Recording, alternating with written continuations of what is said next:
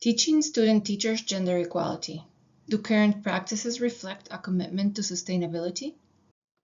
Within the framework of the United Nations Agenda 2030, gender equality in education is a global priority. But despite its critical importance, the integration of gender equality principles into teacher education programs remains inconsistent and insufficient across many institutions. This inconsistency is what hinders the development of gender-responsive teaching practices, which are essential for addressing and dismantling gender stereotypes and gender inequalities that continue to persist in educational settings. Many teacher educators continue to lack awareness and gender competence to teach using a gender-responsive approach. For this reason, this study looks at gender-responsive practices in a teacher education program at the University of Alicante. The goal of education for sustainable development is to teach individuals skills, knowledge, values, and abilities to make informed decisions and to take action to change society. Sustainable Development 5 concerns specifically gender equality, and it's the fifth of 17 Sustainable Development Goals established by the United Nations in 2015. It emphasizes achieving gender equality and empowering all women and girls. Integrating a gender perspective in education is key to achieving this goal. This study aimed to explore how gender-related content is included in the pre-service teacher training curriculum at the University of Alicante. In specific, we wanted to examine how gender-responsive practices impact or influence future teachers' gender knowledge, awareness, and their ability to implement gender-responsive teaching strategies. This study is a descriptive, non-experimental research using a cross-sectional survey method to collect data. Data was collected from a sample of 161 pre-service teachers that were enrolled in elementary and secondary education programs at the University of Alicante during the 22-23 academic year. The questionnaires were administered during class time to facilitate a high response rate. The survey took approximately 10 minutes to complete. Only 37 of the 161 participants reported having received prior training knowledge. To collect data, we used two instruments, the Gender Responsive Teaching Index and the Teacher Efficacy for Gender Equality Practice Scale.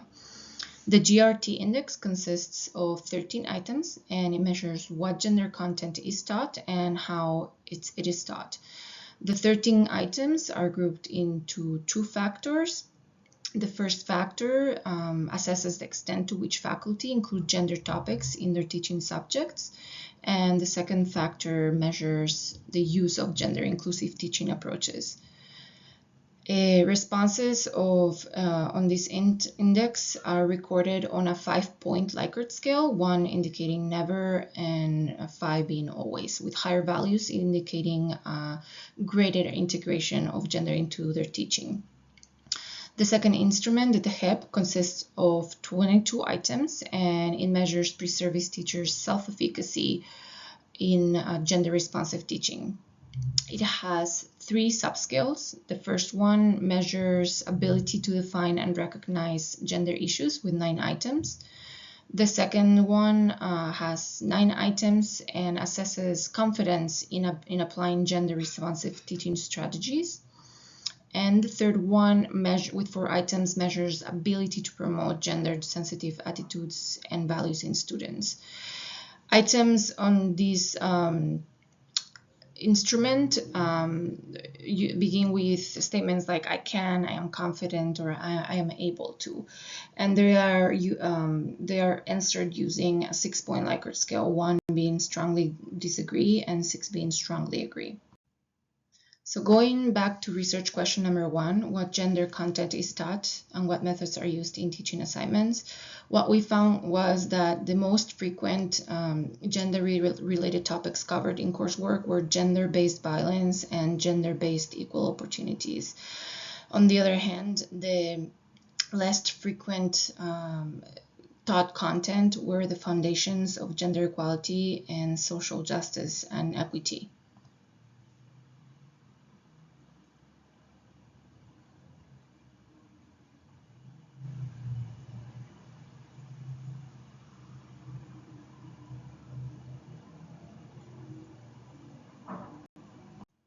Regarding what gender methods are used in teaching assignments, we found that the teaching methods that are mostly utilized are project-based learning and lecture-based teaching. And there's a lack of more interactive or inquiry-based strategies that enhance engagement of the participants. Regarding research question number 2, what we found was that pre-service teachers with prior gender training feel more competent in gender knowledge and awareness and an ability to implement a gender-responsive pedagogy. However, gender-sensitive values and attitudes remain the same between pre-service teachers with and without previous training.